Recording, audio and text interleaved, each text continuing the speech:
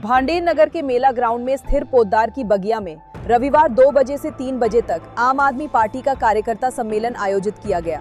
सम्मेलन में पार्टी के चंबल जोन प्रभारी जलज चतुर्वेदी ने कार्यकर्ताओं को संबोधित करते हुए कहा कि आम आदमी पार्टी मध्य प्रदेश की सभी विधानसभा सीटों पर पूरी ताकत के साथ चुनाव लड़ेगी। उन्होंने कहा कि संगठन विस्तार के उद्देश्य से पार्टी के पदाधिकारी प्रत्येक विधानसभा क्षेत्र में पहुंचकर कार्यकर्ताओं की बैठकें कर रहे हैं और आगामी चुनावों की तैयारियों में जुटे हुए हैं। जलज चतुर्वेदी ने कहा कि पार्टी बूथ स्तर तक संगठन को मजबूत बनाने का काम कर रही है। उन्होंने दिल्ली और पंजाब में आम आदमी पार्टी की सरकारों द्वारा शिक्षा, स्वास्थ्य, बिजली और पानी के क्षेत्र में किए गए कार्यों का उल्लेख करते हुए कहा कि इसी मॉडल को मध्य प्रदेश में लागू करने का लक्ष्य है। उन्होंने दावा किया कि प्रदेश में भाजपा को चुनौती देने की क्षमता केवल आम आदमी पार्टी में है। दिल्ली और पंजाब में पार्टी ने जनता के भरोसे पर सरकार बनाई और विकास कार्यों के जरिए अपनी पहचान स्थापित की। इस दौरान सम्मेलन में चंबल जोन प्रभारी जलज चतुर्वेदी, प्रदेश उपाध्यक्ष retired colonel Umesh Verma, Gwalior Chambal zone संगठन प्रभारी साकेत सक्सेना, दतिया जिला अध्यक्ष दिलीप शर्मा, महिला जिला अध्यक्ष रचना गौतम, महिला जिला उपाध्यक्ष रामसखी राहुल, जिला सचिव प्रवीण श्रीवास्तव, वरिष्ठ नेता राम मनोहर तिवारी एवं वरिष्ठ नेता दीपक भार्गव सहित बड़ी संख्या में कार्यकर्ता उपस्थित रहे। आपका भांडेर आने का पहले तो उद्देश्य बताएं कि आपका क्या उद्देश्य है? सबसे पहले आपके सभी दर्शकों को नमस्कार। और मध्य प्रदेश की इस धरती पर आज माँ पीताम्बरा के दर्शन करके हम लोग दतिया से निकले और पहले दतिया के अंदर हमारी मीटिंग हुई और आज दूसरी मीटिंग यहाँ पर है।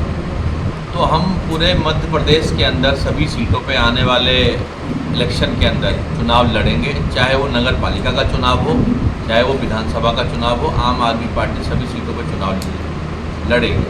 तो उसी के संगठन विस्तार को लेकर हम एक एक विधानसभा में पहुंच रहे हैं और हमारे संगठन मंत्री भी बैठे हैं, हमारे जिलाध्यक्ष भी बैठे हैं और सभी यहाँ पे जो है प्रदेश के पदाधिकारी बैठे हैं, हमारे कार्यकर्ता साथी बैठे हैं। हम लोग संगठन विस्तार के बाद आने वाले इलेक्शन की तैयारी में लगे हैं और बूथ स्तर तक हम अपने संगठन को लेकर जाएंगे मजबूती से। जो काम दिल्ली और पंजाब के अंदर आम आदमी पार्टी ने जिस मॉडल को बिजली, पानी, शिक्षा, स्वास्थ्य और मोहल्ला क्लिनिक, सरकारी स्कूल को बेहतर किया, सरकारी अस्पताल को बेहतर किया, उसी मॉडल को हम मध्य प्रदेश के अंदर लाना चाहते हैं। अभी देखा गया है कि अभी 2028 में चुनाव में 2026 चल रहा है, तो इन 2 सालों में आपकी पार्टी क्या तैयारी करेगी वोटरों को लुभाने के लिए? देखिए, अरविंद केजरीवाल जी के बिजली पानी के मॉडल को आज पूरा भारत अपने अपने राज्यों में मैनिफेस्टो के अंदर डालता है कि 200 यूनिट फ्री देंगे, 300 यूनिट फ्री देंगे। इसकी शुरुआत अरविंद केजरीवाल जी ने दिल्ली में किया,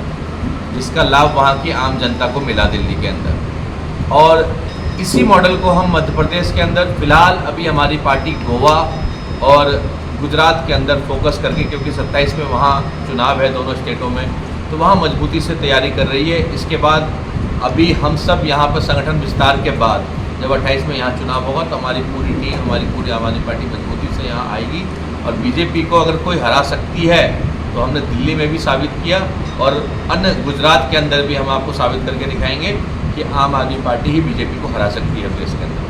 दिल्ली में ऐसा क्या कारण रहा कि 10 साल सरकार चलाने के बाद में अचानक आम आदमी पार्टी की सरकार का चली गई, गिर गई और बीजेपी ने सरकार बना दी? दिल्ली में सरकार वो कैसे बनाते हैं ये पूरा भारत आज देख रहा है। पहले हमारे नेताओं को जेल में डाला, उनके ऊपर झूठे आरोप लगाए, कोर्ट से एक भी आरोप सिद्ध नहीं हुए। अगर एक भी आरोप सिद्ध हुए तो उनको सजा क्यों नहीं मिली? एक को भी मतलब केस का ट्रायल तक नहीं हो पाया।